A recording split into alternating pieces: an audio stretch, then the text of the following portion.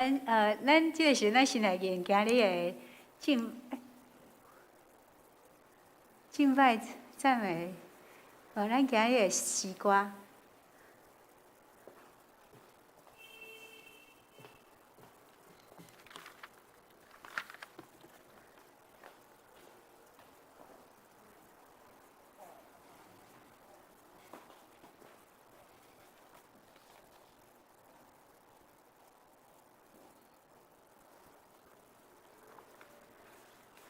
好，我们来练习今天的回应诗。这里有荣耀。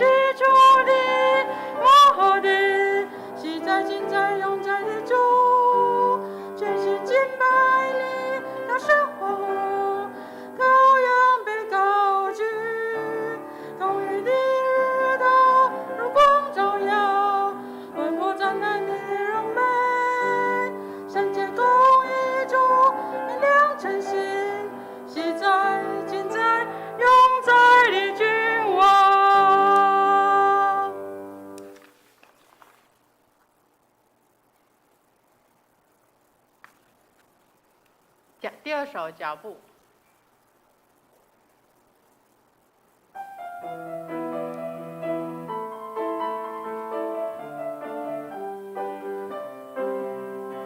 你的脚步带着我的脚步，一步一步都有祝福。每个脚步我要紧紧跟随，走在蒙福的道路，给我更多的勇气，给我更多的信心，让我勇敢踏出跟随你的脚步，跟你行在水面上，跟你走在旷野地，曲曲折折我也不在乎。我只要更多信靠你，只要更多顺服你，凡是属于你的我就默然不语。就算经过黑暗谷，就算遇到暴风雨，在你手中都将变成祝福。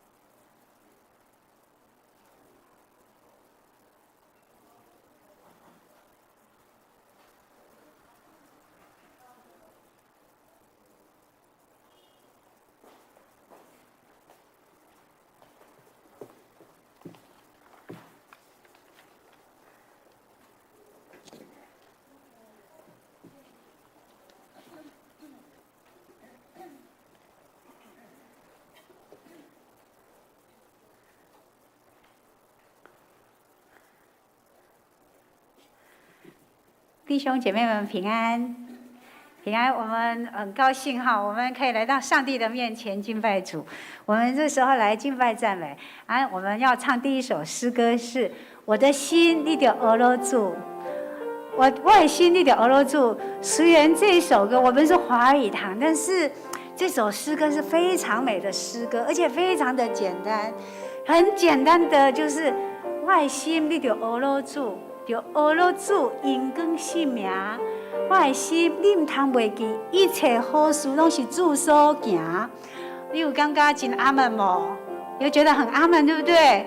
而且这首旋律非常的美，我们就用喜乐的心来唱这首《我的心你就握牢住》，很轻松的来唱哦。我的心你就握牢住，就握牢住一根心命，我的心里唔通袂记，一切好事是主所行。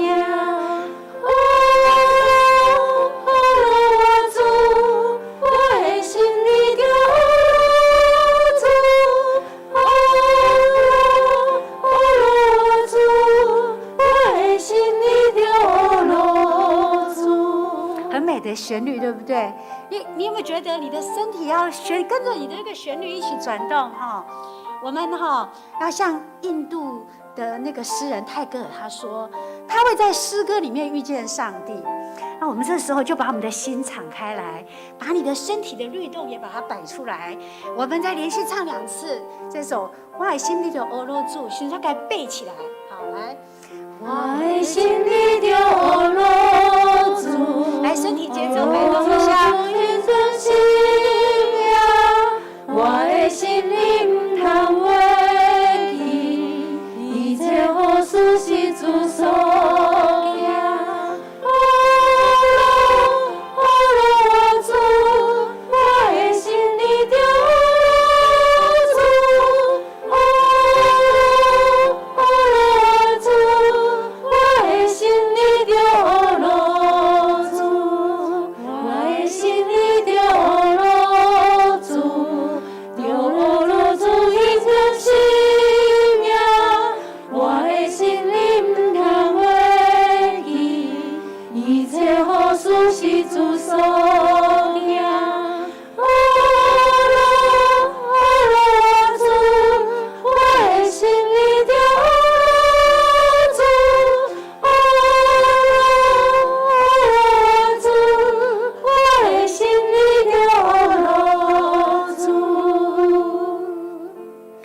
保罗在提摩太后书1章9节，他这么告诉我们，他说：“神救我们，以圣召召我们，不是按我们的行为，乃是按他的旨意跟恩典。”我们得救，可以得到这属天的宝贝，是耶稣基督赏赐给我们的宝贝。我们知道谁掌管明天。我不知明日将如何，每时刻安然度过。我不求明天的阳光，因明天我转阴暗。我们一起来唱。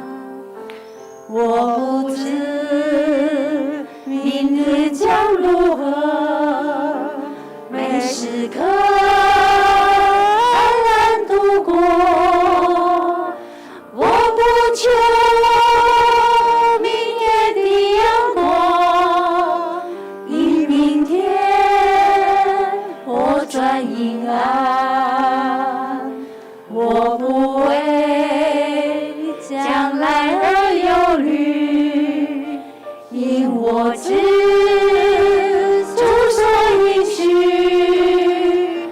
今天我必与主同行，他深知前途光景，许多事明天将临到，许多事难以明了。但我知主在我明天，他必要领我向前。在提摩太后书1章12节，他还这样说：“因为我深知我所信的是谁，也深信他能保全我所交托他的，直到那日。”我们呢，是靠那住在我们里面的圣灵，牢牢地守着我们。我们尽前的敞开心，邀请圣灵进入我们里面。我们向我们的主欢唱，我知主你掌管我的明天。我不知明天将如何，每时刻安然度过。我不求明天的阳光，因明天我转阴囊。我不为将来而忧虑，因我知主所应许。今天我必与主同行，他深知前途光景。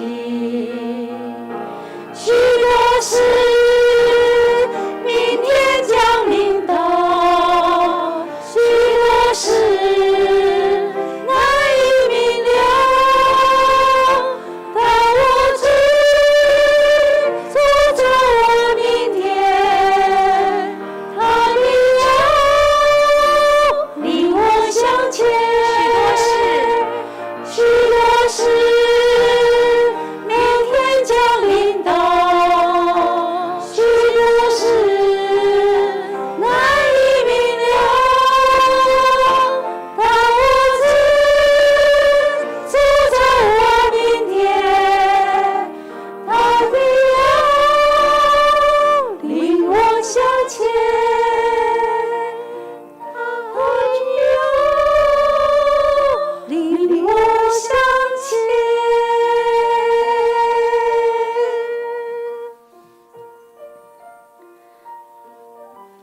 约翰福音4章7节这样说：亲爱的弟兄啊，我们应当彼此相爱，因为爱是从神而来。凡有爱心的，都是由神而生，并且认识神。神就是爱，住在爱里面的，就是住在神里面，神也住在他里面。我们从来没有人遇见过神，但是我们如果彼此相爱，他就住在我们里面。爱他的心在我们里面就得以完全。神将他的灵赐给我们，从此就知道我们是住在他里面，他也住在我们的里面。我们一起来唱，活出爱。有一份爱从天而来，比山高，比海深。有一份爱从天而来，比山高，比海深，测不透，摸不着，却看得见。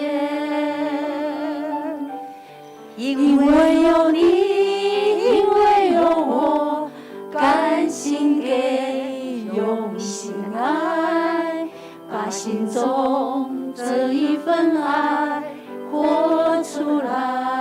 耶稣的爱，耶稣的爱激励我，敞开我的生命，让自己成为别人祝福。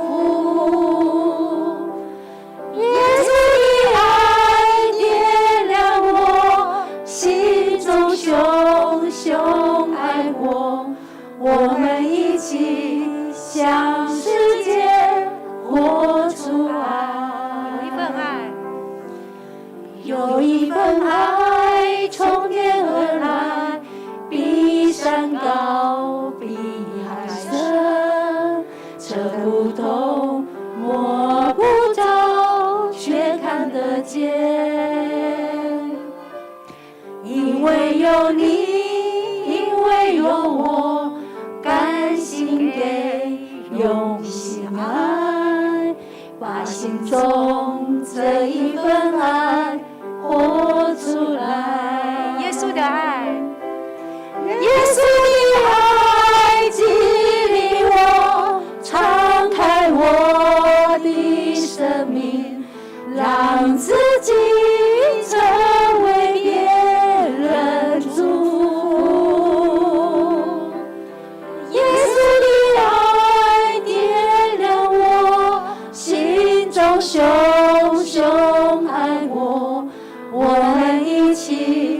向世界活出爱。耶稣的爱，耶稣的爱激励我，敞开我的生命，让自己成为别人祝福。耶稣的爱点亮我心中熊熊爱火，我们一起向世界活出爱。我们一起向世界活出爱。慈悲爱我们的天父，我们何等有福！你是我们的力量，你是我们的高台，也是让我们能够抬起头的神。慈爱的神，在这时候，我们能够敬虔的心，敞开我们的心灵，让我们出自心灵所出颂赞的诗歌。愿神你能够体会到我们所颂赞的荣美，那也愿意我们所颂赞的这个荣美，成为馨香的祭，成为神你的悦纳。我们敬虔所摆上的，求神你来祝福，也祝福我们今天的礼拜的进行。孩子的祷告，奉靠主耶稣名求，阿们。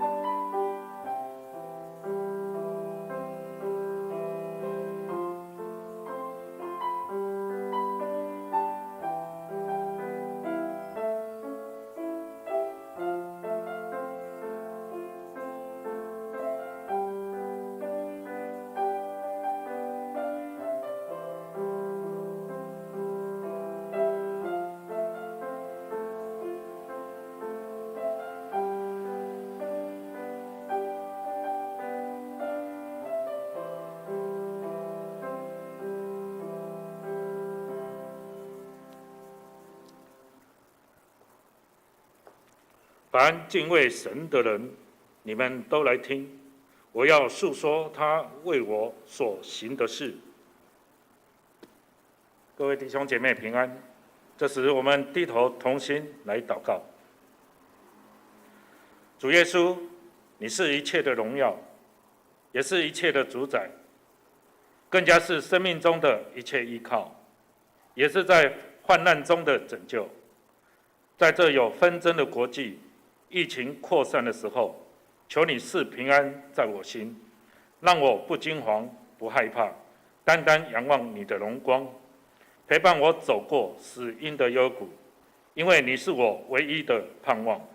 主上帝，你是荣耀的主，慈悲恩典的主。感谢你为我们准备了天国的宝藏，使我们成为有福气的人。求你赐给我们勇气，全心全意追求这项你赐予我们的礼物。愿主帮助。这样祷告是奉主耶稣的圣名求，阿们。这时，我们一起来唱诗歌赞美主。这里有荣耀。更正，我接下来读圣经，马太福音13章44节到46节。马太福音13章44节，天国好像宝贝藏在地里，人遇见了就把它藏起来，欢欢喜喜的去变卖一切所有的，买这块地。天国又好像买卖人寻求好珠子，遇见一颗重价的珠子，就去变卖他一切所有的，买了这颗珠子以上。接下来是正道，今天国成牧师所要正道的题目是天国的宝藏。我把时间交给牧师。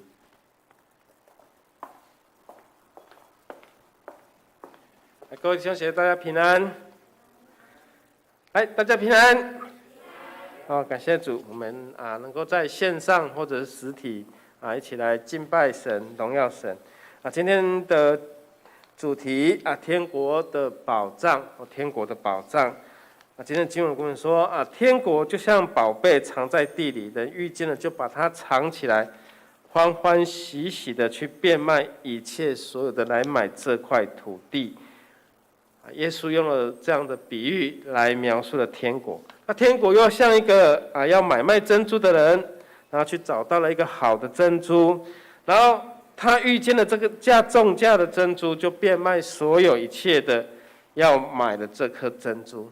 今天的经文有两个动作，就是要买那个园区那个土地，因为它底下有宝藏，有很像这个宝贝藏在里面。那又好像一个要买卖珠宝的人，他看到一个好的珍珠、好的珠子，他就变卖所有的要来买这颗的珠子。这是耶稣今天用这样子两个比喻来比喻天国，就像一个宝藏一样。那13章马太福音13章最有名的就是天国的比喻耶稣用的这一章来描述了天国像什么。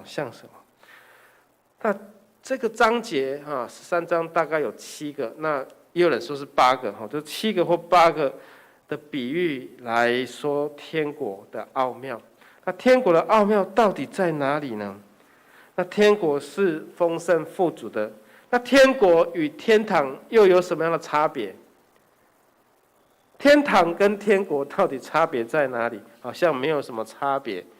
有人说死后上天堂，有人说要上天国。那天堂比较像是乐园，比较像是耶稣为我们预备的那个要去灵魂要去的那个住所。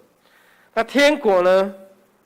天国其实它只有出现在马太福音，但是在路加福音呢，它却用神的国，或者是用上帝国来表示。那天国、上帝国跟神的国，其实它的意思是蛮接近，而且是蛮一样的。那天堂又比较不一样，因为堂跟国是不同的差别。国是比较像是一个国度。一个国度，那国度里面有什么？有权柄，有掌权的人，有执政者，那也有人民。所以我们常说我们是神国的子民，上帝国的子民，天国的子民。在这天国的子民里面，我们享受所拥有是天国的文化天国的这样的资源，天国所给我们的丰富跟荣耀，以及上帝的权柄他所统治的那一个国度里面，我们知道它会有一个人民、土地跟主权这是要成为一个国度、成为一个国家很基本的一个要素。你一定要国土，要有人民，要有那个主权。所以不同国家它有不同的文化、格调以及生活的方式。所以我们为什么要出国就是体会、体验不同的文化去欣赏不同的文化，欣赏甚至是不同的这个人民在非洲有非洲生活的样式在亚洲有亚洲生活的方式。那不同的国家又有不同的他的生活的这个样式。在欧洲有他生活的格调跟步调，那在美国呢有美国的文化。在台湾我们就过着这种台湾的生活的方式。很多外国人就觉得说来台湾真的很好，好在哪里？很方便，你出门就有便利商店你出门就很便利，甚至我们的健保是世界非常羡慕的。所以在不一样的国度里面，我们会有不一样的这种体会。现在因为没有办法出国，所以好像大概2年多了很少人出国，除非有必要。那在天使的国度里面有什么？有天使的声音。那在撒旦的国度里面呢，就是充满着黑暗、痛苦。所以我们应该努力进到天国，而不是进到撒旦的国度。我们应该进入到天使的国度，来常常聆听天使的声音。所以我们在一个天国里面，就可以有一切的丰富、荣耀、喜乐。在这样充满一个丰盛的国度里，那个国度叫天国。那各位弟兄姐妹，到底天国在哪里呢？到底天国在哪里呢？待会我们再来看天国到底在哪里。我们先来看13章马太福音13章12节，跟我们讲到这个天国的奥秘。这段经文给我们一个提醒，所以说凡有的还要加给他，并叫他有余；而凡没有的，连他所有的也要夺去。这一节可以说是天国的奥秘在里面。所以天国的奥秘说，凡有的还要给你，但是呢，如果你没有遵守，没有这样实行，你连你仅有的一点点也必被夺去。所以耶稣用这句话已经来体会出天国的奥秘在哪里。所以如果我们跟随耶稣基督的人，如果你没有遵守，没有实行神给我们的命令，你没有活在上帝的国度里面，所以你没有的可能是连你仅有的一点点，神也必要夺去。那如果你有的，神就要再加给你，而且要叫你有余。这个是要让我们看不见自己，让我们知道说，在我们的生命里面是神掌权，是耶稣掌权，是上帝掌权。所以我们要让耶稣的话语在我们的生活里面活出来。所以我们必须更谦卑、更谦虚，而且是照耶稣所说的。所以当我们与人有嫌隙的时候，我们应该去道歉。但是你没有道歉呢？如果你没有去道歉呢，可能你那个连你仅有的神都要帮你拿掉。你本来是该怜悯的，你却没有怜悯人，那你就变成一个刚硬的人。你变成一个刚硬的人，你没有怜悯，可能你的生命里面就充满了刚硬，就充满着你没有把你的主权交给上帝，所以你连有你仅有的一点点，神都要帮你拿掉。所以如果你有去道歉，哇，你谦虚了，你谦让了，在你的生命里，神就丰富加给你，而且要让你得的更丰盛，而且还有余。这就是上帝神的国度里面，你的主权要交给神，交给上帝。所以在天国里面，这句话耶稣已经说了：凡有的还要加给他，叫他有余；没有的，连他说的也要夺去，连他仅有的也要夺去。所以我们要求神给我们一个怜悯、谦卑、温柔的心。所以上帝他用环境跟人来跟我们诉说。所以当我们在与人跟环境有和谐和好，神就丰富加给我们，并叫我们得胜有余。所以上帝是盼望我们每个人都希望我们每一个人是得胜有余，而且是丰盛到满出来，不是连我们仅有的要把我们拿走。马太福音6章第10节说：愿你的国降临，愿你的旨意行在地上，如同行在天上。所以神的国度已经在地上实行，如同行在天上。我们不要一直期待说神的国降临，神的国降临，但是好像神的国都没有降临。其实天国早就降临，上帝国度早就降临在这个地上。因为我们是属神的儿子，我们是属神的儿女，我们在地上活着过我们的日子，但是我们要活得很像过在天国，因为我们实行天国的文化，实行天国的这样子的一个权柄，让上帝的权柄得以实施，这样神国就已经临到了。这是主导文所教导我们的一句话。所以上帝国临到，他的旨意也必得成，在地里也像在天里。13章的比喻给我们有很多的提示。这2个提示，第一个，耶稣是对众人说有在36节以前有4个比喻，是耶稣对众人说天国的比喻。他其实在说天国进展的方式跟运作的模式。因为天国就像一个撒种的好像撒种，天国又好像在种这个麦子，但是麦田里面会长出什么？那个皮有麦子就有皮，就有这些杂草，皮就是杂草。但是我们要收的是收麦子，不是收这个皮。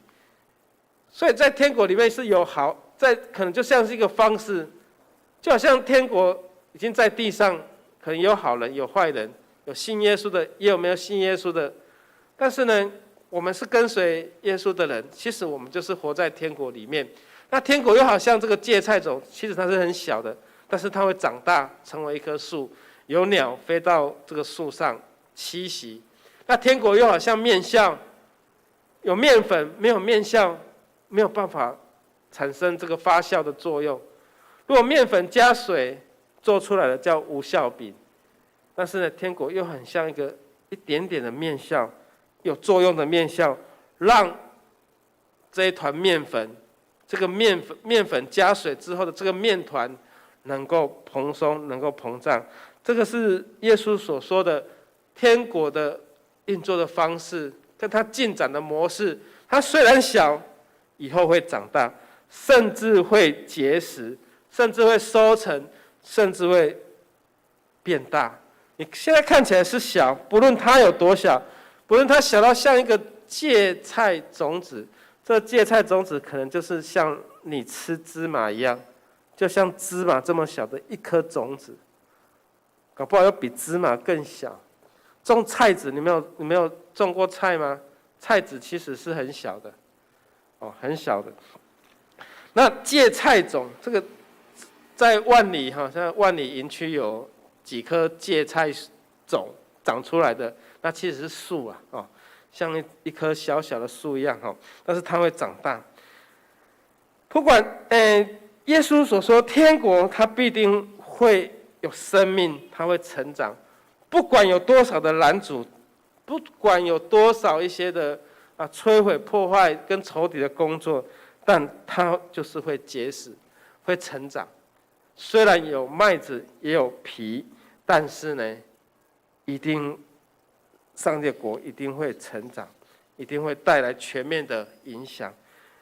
那13章里面有另外一个跟天国有关的比喻，是耶稣对着门徒所说的，把门徒带进房间里面，耶稣亲自受教，亲自对门徒说这些的比喻，就是天国的价值跟天国的宝贵在哪里，就是今天我们所读到耶稣对众人说，但是耶稣对门徒说，天国的价值跟天国的珍贵是必须你要有代价，付出代价，甚至变卖一切所有的才能够得到。就是今天我们所读到马太福音13章44节到46节，耶稣所说天国的比喻，就像天国就像一个宝藏一样。而第一个宝藏它是隐藏起来的，是在地底里面，是你没有看到，是你突然间有发现到，然后你很高兴要把这块地给买起来，要买下来，因为宝藏是属于我的。这是根据犹太人的法律里面以前战乱的时代，你要来不及逃难，就把宝藏埋在地里面，等到战争结束要回来拿这个宝藏。但是呢，战乱一起，哪知道你的生命能不能够保存？这个战乱一起，可能你逃难了，哇，客死他乡，没有回来拿这些宝藏。经过了好几年，这个土地荒废了，土地也重整了，哇，突然有人知道说发现了，这块地里面有宝藏。那发现宝藏的人，宝藏就归他了。这个在律法里面、法律里面是这样规定，谁发现了这个宝藏，这个土地是属于谁的，连他地下所有的所有权也属他。就好像你在你的土地里面发现了石油，那石油也是归你呀，也不能可能归别人啊。所以我们为什么要知道说南海现在南海主权大家都要去，因为底下有石油嘛，那很多国家就这个南海是我的，底下因为有石油。一样的道理，天国耶稣已经说了，天国就像地底里面有宝藏，发现的人他就会知道说，我要买下这块地，我要把这块地买下来，我要把这块地买下来。那另外一种比喻，耶稣就说像一个买卖珍珠的人，他发现了一颗这个是无价的珍珠，他知道这个珍珠的价值，他变卖所有的要得到这个珍珠。这是两种不同的样式，但是耶稣对门徒说天国的比喻，就像一个有价值的、珍贵的，这就是天国它的实质意义的价值在这里面。各位弟兄姐妹，一个是对门徒说的，一个是对众人说的。那我们都当然知道，我们是耶稣的门徒。那你要知道说，上帝国或者是天国，它的价值在哪里？有一个法利赛人来找耶稣，在路加福音里面法利赛人就问了神的国度几时来呢？耶稣回答：神的国来到，不是眼前我们所能够看见，但是呢，人也不能够说看在这里，看在那里，因为神的国度在哪里？就是在心里，或者是在我们中间，在我们的心里，或是在我们的中间。耶稣也讲说，其实神的国就在我们的心里，或已经在我们的当下。所以各位弟兄姐妹，其实天国离我们不远，其实就在我们的心里，就在这个地上。那从一个角度来看，是人信的耶稣，圣灵掌权，住在我们里面。那主权，耶稣的主权掌握了我们的身体，掌握了我们的生命，那你就是成为神的子民。所以在我们的心中，耶稣作王，所以神的国度就在我们中间。信耶稣的人，你就是神国的一份子，是同享天国的子民。那这个宝贝更进一步是指什么？其实它就是指的福音。你得到了这个福音，你有没有得到这个福音？你有没有为这个福音你付出了代价？你有没有为了这个耶稣的国度、神的国度去付上这个代价？其实从创世纪以来，我们看神创造这个宇宙万物以来，从创世纪以来所隐藏的一个奥秘，就是神的国度、上帝的国度。因为犹太人他们弃绝了耶稣，那上帝就把天国隐藏起来，然后让知道的人就喜欢，好像你中了头奖一样，你愿意来付出代价。那买田的人其实就是指渴慕道理的人，是慕道的人，是愿意渴慕神的人。那藏起来呢，表示说非常的珍贵，我要拥有，我要拥有。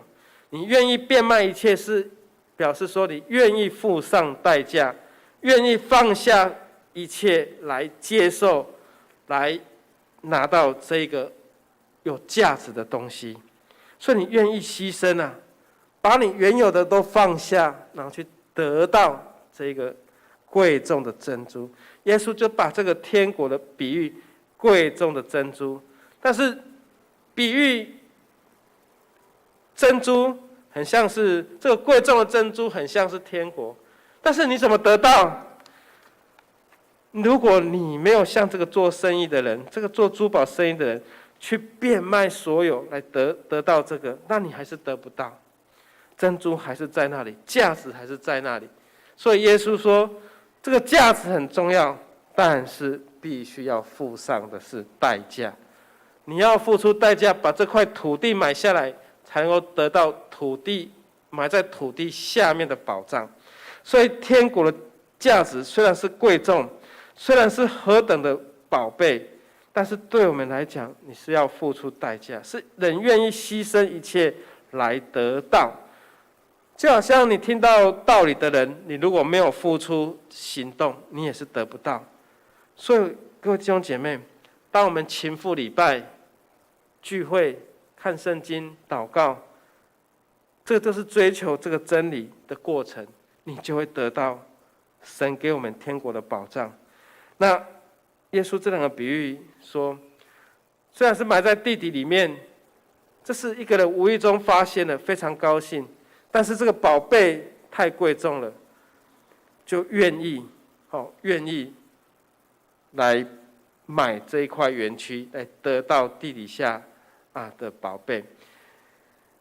愿神帮助我们，因为天国其实就是一个很重要、很宝贵的东西。那有一个圣经学者说，其实我们世界上也还有很多很珍贵的东西啊，是不是？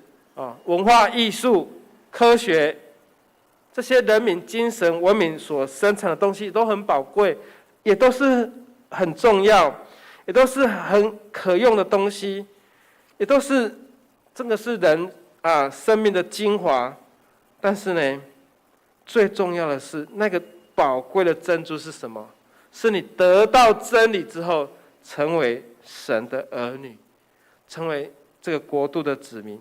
但是你要甘愿牺牲顺服，你要甘愿牺牲顺服。所以人变卖一切，牺牲一切，要来得到这个重价的珠宝。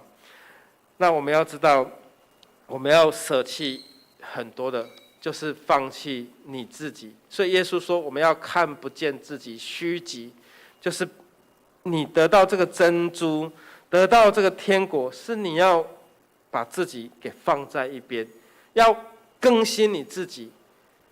凡有血气的，是不能够得到那个属圣灵的。所以彼得在圣灵充满之后，他说：“这个血气已经脱离了，这个血气已经没有了，才能够去领受，说出那个预言。”说出那个先知的预言。所以你们的儿女，你的儿女要有异象，要看见那个异象。老年人要做异梦，这个是你要脱去你属那个血气的，血气被拿掉，才能够得到这个神给你的这样的一个恩赐。所以你要放弃所有的，才能够得到那个天国像珍珠一样这样宝贵的东西。所以愿神帮助我们，在启示录里面，士美拿教会说，你要忠心，就会赐给你这个冠冕。这个重价的冠冕不是免费的东西，而是要付出你的忠心啊！你要忠心跟随主才能够得到。所以天国是给努力的人预备的，是预备给这些努力的人才能够得到的。所以神国的福音虽然传开了，很多人要努力进去，所以你不努力的人，你进不了天国的。所以天国是人，首先你要悔改，承认自己的软弱，承认自己的罪，你才能够换取神给你从血性里面把你挪掉，而圣灵让你充满，把你的血气给拿掉，把你原本的自己给拿掉。就像彼得在耶稣被卖的那个晚上，他不是拿出刀来吗？他要保护耶稣，但是耶稣却跟他说了一句话：彼得，收你的刀入鞘，把刀收起来。我把你的刀收起来。因为彼得那时候还是属血气的，但是圣灵降临之后，彼得被更新了。他本来是软弱的，他变刚强了，他站出来传福音。所以我们要怎么样得到那一个天国的价值？你一定要有圣灵在我们的里面，把我们的原本的自己血性给更新掉。保罗不是也是一样吗？保罗如果没有遇见耶稣，他就是属那个血性的来抓基督徒。但是他被圣灵更新之后，他就为了福音付上了代价。他说向着标杆直跑。他向着标杆直跑，不是慢慢跑，而是努力去跑，尽力去跑。要得什么？得神给我们的奖赏。你没有努力跑，怎么会得第一名呢？所以基督徒愿神帮助我们，让我们努力，才能够进到神的国度里面来享受神给我们的丰富和丰盛。所以我们要一起努力来得这个天国的保障。第一，我们要做一个像一个有识货的人哈，因为天国就像宝贝是藏在土地里面，好，是藏在土地里面啊。缅甸那边出产玉石，缅甸每一天很多的这个玉石的买卖，很多人眼睛要看着这个玉啊，这个玉啊，如果押对宝了就赚翻了，但是如果押错宝了呢，可能会赔的就赔光了哈。所以他们训练了非常有眼力的人在那边看这块石头到底是不是真，是不是里面是不是藏着这个很贵重的这个玉啊所以每天很多人，那这样子也训练了很多人很识货所以天国其实它是隐藏起来的所以愿神帮助我们。有时候我们信主的人好像觉得到底神重不重要，耶稣到底重不重要，圣经对我们来讲有读跟没读到底有没有很重要，祷告呢，你有没有祷告到底重不重要，你有没有来礼拜呢到底重不重要。如果你觉得好像重要又不重要，好像有又好像没有，即便你信了耶稣，你还是得不到这么有贵重的这个天国这样的一个保障，你得不到。你是要认真，你一定要认真的追求，就像大卫一样。大卫知道神是他的根基，是他的源头，是他的帮助，所以他不断的祈求神。所以当我们看见这个无价的珍珠，你要必须摆上跟献上，这都值得的。所以要记得天国的宝藏是隐藏的，是隐藏起来的，是你要有识货的人才能得到。当耶稣被钉十字架的时候，其实所有的人都离开他了，包括彼得也离开了。但是有一个妇女玛利亚，她跟到耶稣的脚下，就是十字架的脚下，底下。那耶稣埋葬了之后，他也是7天的头一日他就星期天要去膏抹耶稣的身体。他这么渴慕耶稣，天使就对他显现说：“你在这个死人当中，在找这个活人，已经找不到，耶稣已经复活了。”所以耶稣就复活，让他看见。所以如果你没有渴慕的心，你是看不见神的。你要渴慕的心，才能够得到神给你的恩典跟启示。所以你读圣经、祷告，如果你都不渴慕的话，也是得不到。所以神是彰显给那些渴慕的人，是把那天国的宝藏隐藏，然后给那些渴慕的人。所以期待你是可以成为一个识货。你要识货，你就必须要渴慕神的真理。第二，要追寻，要祈求到底。45节跟我们说，天国好像买卖人寻找好珠子，寻找好珠子。他不是在找，而且是遍寻。天国既然是这么昂贵的珍珠它的价值就是这么宝贝的话，就不可能在路边，好像路边摊一样来随便卖来很多人在那边翻，在那边找，绝对不是这样子，而是好像在橱窗里面这么宝贵的东西。所以你寻求，要努力去寻求，用心去找。以前年轻的时候很多人很多人都喜欢开玩笑说：“我今天买了这个好贵重的东西，有名有牌的，叫名牌。可是呢，这个牌子又叫不出来，到底这个牌子没有看过。然后我们就说：这件衣服是 Robenton 的什么是 Robenton ？Robenton 就是路边摊路边摊它就变成一个牌子叫 Robenton 那如果你去夜市，夜市买了一双鞋子，不错，我这双鞋子是 Yes Made，Yes Made 是什么？夜市买的我的鞋子是 Yes Made，什么是 Yes Made？这个也是一个牌子叫做夜市买的这个都不是天国的珍珠，这个就不是天国的价值，因为天国的价值它是有名有分的，它是要给努力寻求的人才能够找得到的。所以耶利米先知耶利米说：“你们寻求我，若专心寻求我，就必寻见。若专心寻求，那你如果不专心寻求，你就找不到。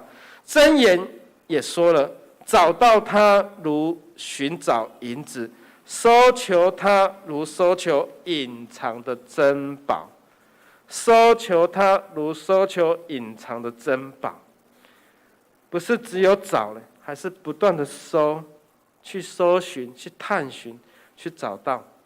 耶稣也说了一个比喻，当人掉了1块钱，掉了1块钱，我们打开电灯来，就是找那1块钱。所有每一个角落都要找，才能够找到那1块钱。其实天国的宝贝就要像这样有寻求的态度，才能够找得到。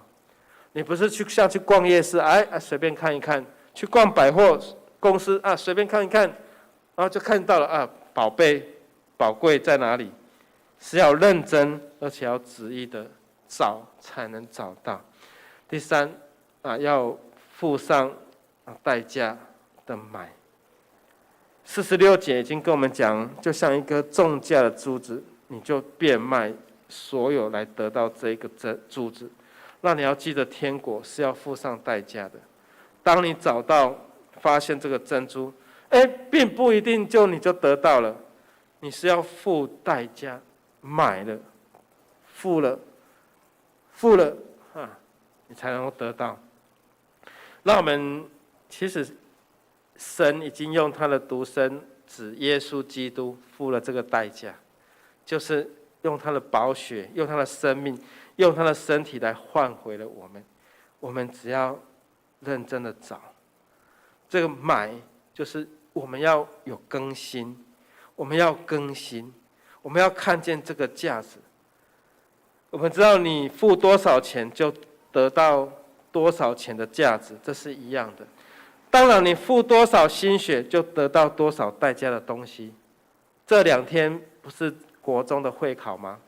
你要升上一个好的高中，如果你这3年国中3年，如果你没有好好念书的话，你也考不上一个好的学校。如果你只是这样子，你也是得不到。你是需要认真努力用功学习才能够上好的学校。如果你要买一台车子，车子有1000万的超跑，也有100万的名车，也有10几万的车。但是如果你说，我要用3万块买一台车，那你可能是只能够去2手的车店买，才能够找到3万的车，甚至可能是要报废的车。那如果说，我用2000块、3000块要买一台车，那很抱歉，你可能就可以买个轮胎，买个这个车子的一个备品而已，你买不到整台车子。同样的道理，天国你必须要付上的代价，重价付出才能够得到。这个重价是你要用你的生命去换取，用生命来跟随。耶稣要让我们虚己，因为他用奴仆的形象顺服到死，而且死在十字架上，所以神就将他升为高。各位弟兄姐妹，腓拉铁非教会在启示录里面，因为他遵守神的道，忠心，才能够成为神殿中的柱子。这个上帝国的柱子，是你要有忠心你要像那个2000的、5000的努力，然后才能够进来享受神给你的快乐，享受主人给你的快乐。那如果你得不到呢？你只能够在门外做什么？你只能在门外4个字：咬牙切齿。哇！我为什么得不到？我为什么没有？因为你像那个领1000的把自己的恩赐给埋没了，你没有努力，你没有去付上这个代价。恩典虽然是白白给你，但是天国的冠冕却是你要用重价来换取，甚至是付上了代价，甚至你要舍命流血。所以我们也要付上代价，认真追求。各位弟兄姐妹，若只想要从教会得到好处，还是从上帝的身上得到好处，但是如果你没有付上代价，你所得到的只是小小的一部分。如果你是付上重价，神就给你更丰盛、更丰富，因为这个是属于天国的，这个是天国的保障天国的保障。愿神帮助我们，让我们知道，你要得着这个天国，你要得到这个隐藏在地底里面的保障是很重要的。愿神帮助我们，我们一起来祷告。主让我们成为认识你的人，认识主的人，认识耶稣是我们生命主宰的人，因为我们就成为一个识货的人，认识到因为耶稣成为我们生命的救主，帮助我们愿意努力寻求，让这个真理在我们的生命里面得到彰显。主恳求你帮助我们，让我们原来的自己重新被更新，因为神已经掌权。因为在上帝的国度里面，是上帝你掌权，是上帝你完全的掌权，是上帝神你用耶稣来赎回我们。主帮助我们，也让我们用生命愿意来跟随，曾得到福音，得到真理，让我们成为蒙神你恩典救赎的人。主啊，帮助我们献上祷告恳求，奉靠耶稣基督的圣名，阿们。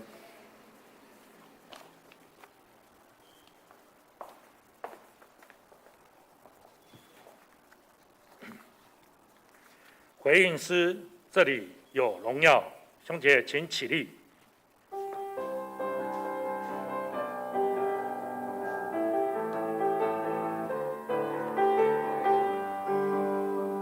哈利路亚，哈利路亚，这里有荣耀。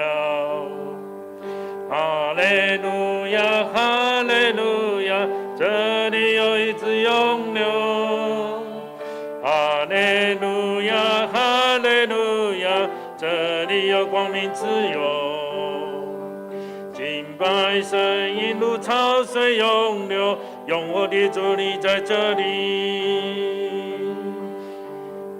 你是起初的，末后的，昔在今在永在的主，全心敬拜你，大声欢呼。羔羊被高举，公义的日头如光照耀，万国赞叹你的荣美。圣洁公义主明亮真心，昔在今在永在的君王。请坐。接下来是奉献，请同工准备。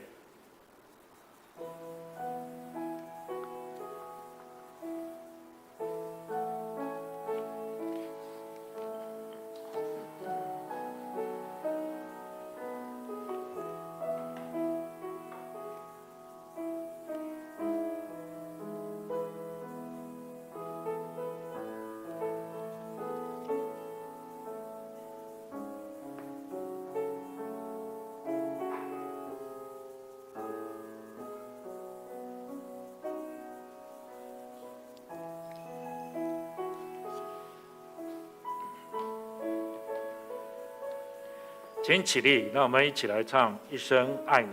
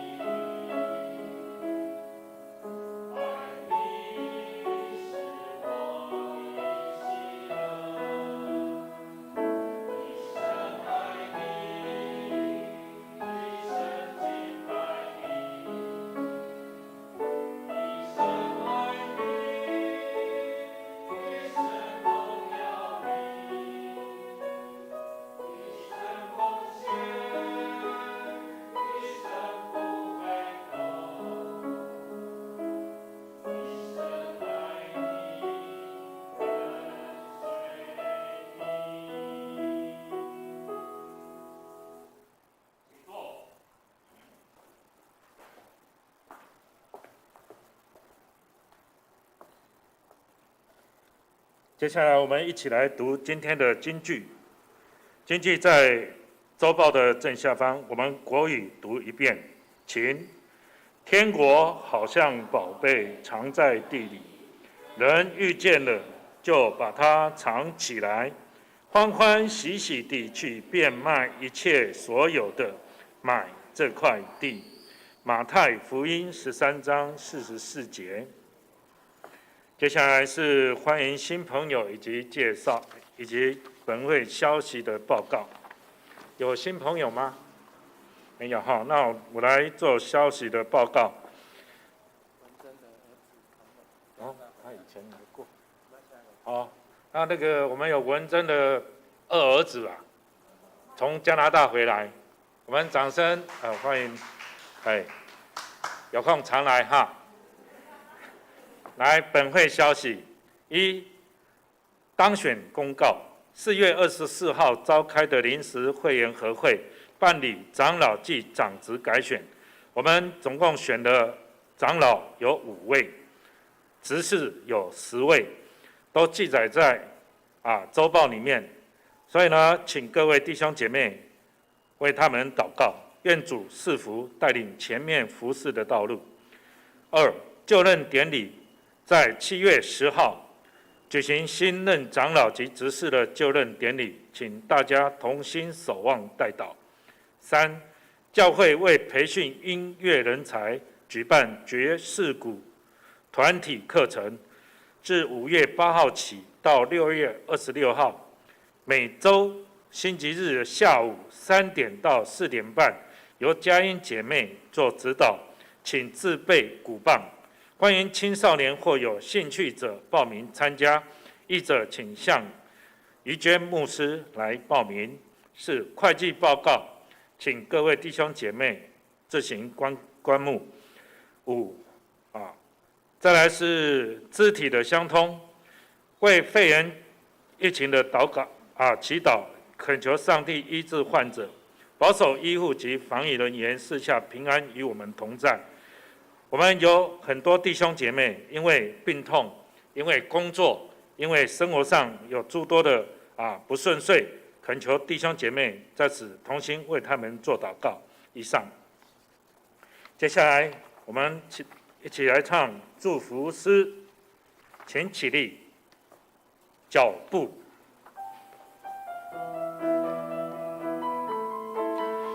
最后有请牧师为我们做祝福的祷告。你的脚步带着我的脚步，一步一步都有祝福。每个脚步我要紧紧跟随，走在梦的道路。求给我更多的勇气，给我更多的信心，让我勇敢踏出跟随你的心。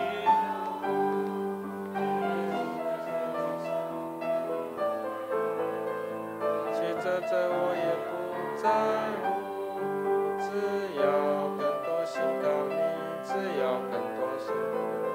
凡是出于你的，我就默然不语。